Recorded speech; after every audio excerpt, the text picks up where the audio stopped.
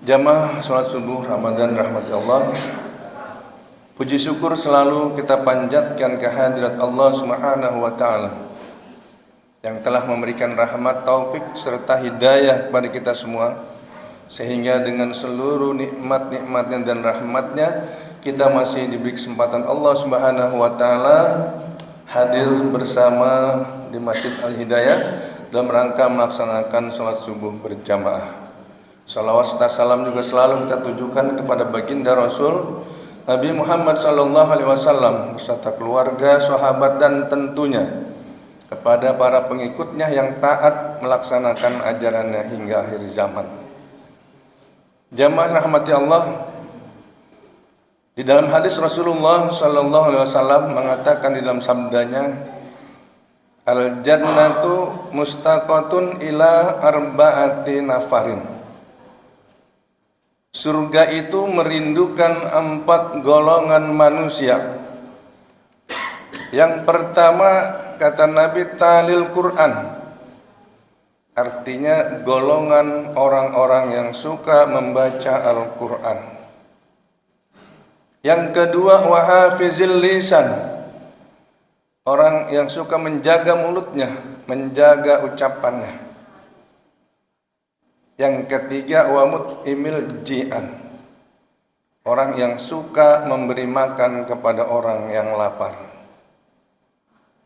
Dan yang keempat, wasaimina fi syahri Ramadan, orang yang suka berpuasa di bulan Ramadan.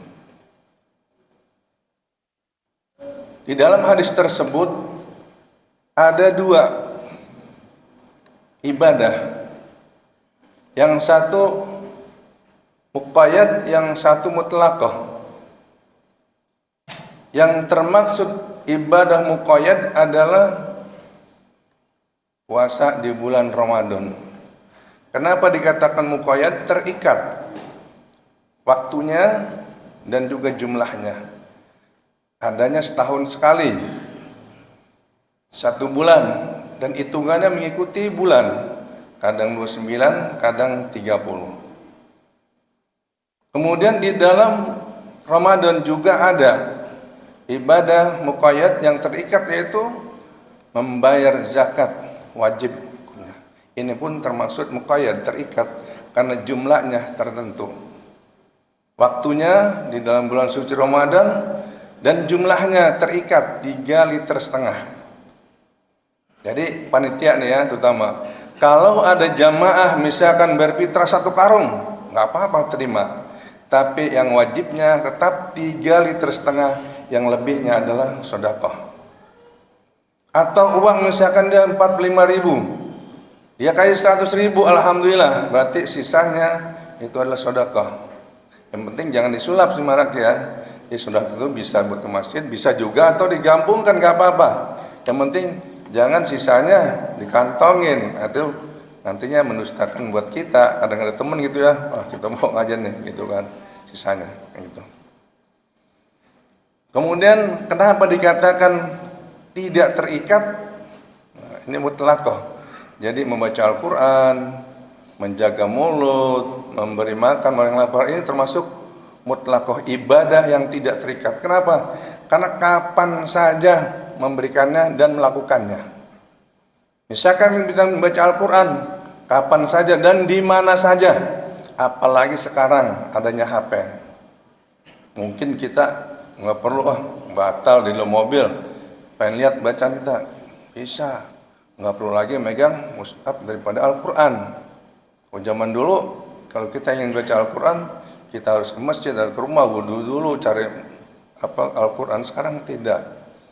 Apalagi misalnya kita menghafalkan hadis Al-Quran, tag dimanapun kita, karena HP ini nggak pernah lepas ya. Tinggal buka tuh HP, tak udah. Meskipun di dalam penggunaan HP pun terdapat perbedaan pandangan. Ada mengatakan ketika kita jadikan Al-Quran, berarti itu mushaf Al-Quran. Ada yang nggak apa-apa.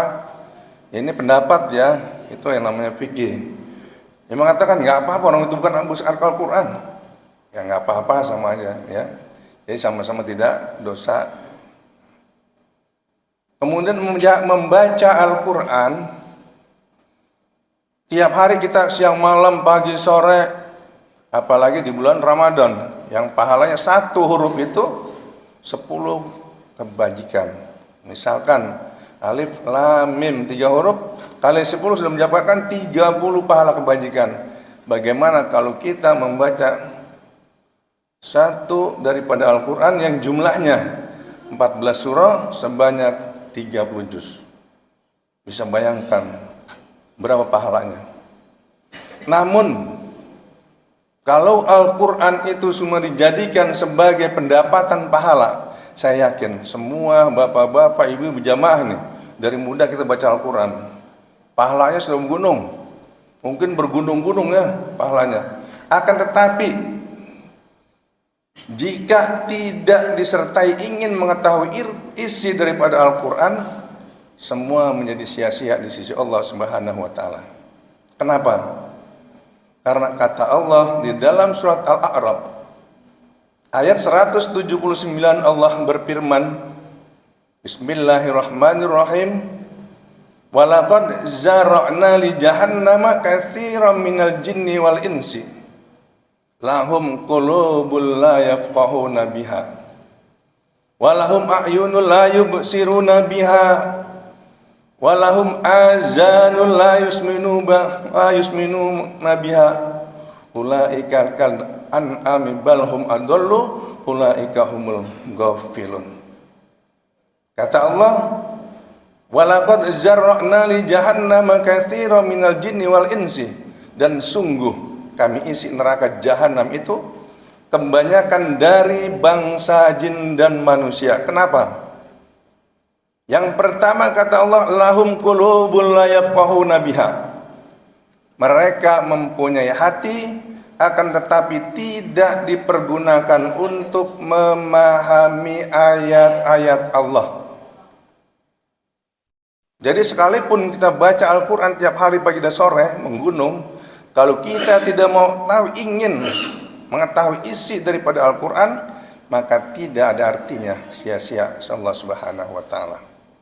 Makanya Ustaz dulu juga sering sampaikan, Pak Haji juga pergi sampaikan, kalau kita ini sudah tua, nggak usah baca ini apa bahasa Arabnya lagi, bahasa Indonesia aja artinya boleh, nggak apa-apa, sama aja, yang penting nggak dengan zahar gitu kan artinya. Kita kan nggak bisa bahasa Arab Pak Ustadz, gampang, disuruhnya datang ke majelis-majelis ilmu, di majelis-majelis taklim, karena di situ ada ulama, para kiai ustaz yang akan menerangkan tentang isi daripada Al-Quran dan Al-Hadis. Artinya kita masih mau berusaha ingin mengetahui isi daripada Al-Quran dan Al-Hadis. Ini yang diinginkan Rasul, sampai dikatakan duduk di majelis ilmu itu jauh lebih baik daripada sholat sunnah 1000 rakaat. Seperti yang disampaikan anak-anak sini, meskipun bacanya nggak jelas anak-anak, artinya kita masih mendapatkan daripada isi Al-Quran. Yang kedua kata Allah, walahum a'yunul la yubsiruna biha.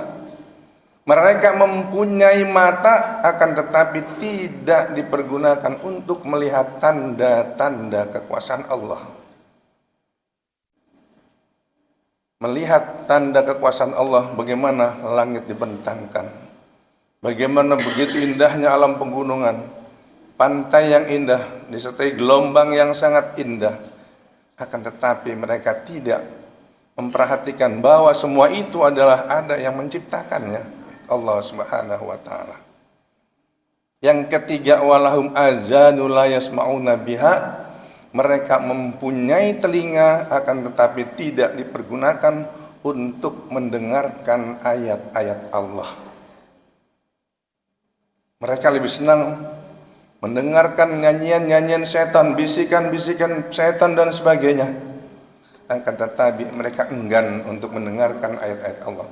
Padahal firman Allah itu adalah mukjizat. Maka yang mendengarkan berpahala dan yang membacakan berpahala. Sehingga Al-Quran ini jika diamalkan tertentu untuk satu ilmu, kebal bacok misalkan, untuk kejahatan bisa, untuk kebaikan bisa. Karena ini mujizat yang terbesar Allah turunkan kepada baginda Rasul, bukan hanya untuk Nabi Muhammad, akan tetapi untuk umatnya. Lain dengan Nabi terdahulu. Nabi Musa tongkatnya untuk sendiri, Sulaiman dengan ininya untuk sendiri, dan semua nabi-nabi terdahulu hanya untuk sendiri. Tapi Nabi Muhammad, Allah turunkan Al-Quran bukan hanya untuk Nabi Muhammad, akan tetapi untuk semua umatnya yang percaya dengan Al-Quran merupakan kitab petunjuk dari Allah. Sehingga kata Allah apa? Bagi mereka tidak ubahnya seperti hewan ternak, bahkan lebih hina daripada hewan ternak. Apa itu hewan ternak? Kerbau, sapi. Itu kalau dia di jalan makan, kita lewat, jangankan manusia, mobil pun lewat, dia nggak akan bergeming. Terkadang mendengar sedikit, makan lagi. Gitu. Jamaah rahmat Allah, mungkin ini saja karena waktu juga ya, mungkin ngantuk.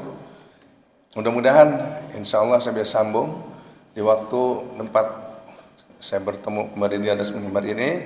Mudah-mudahan apa yang saya sampaikan ini ada manfaatnya untuk menambah, meningkatkan ketakwaan kita kepada Allah Subhanahu wa taala, terutama jangan lupa sholat, karena sholat adalah inti dari semua ibadah. Apabila amalan sholat diterima, maka diterimalah seluruh amalannya. Billahi taufiq wal hidayah. Assalamualaikum warahmatullahi wabarakatuh.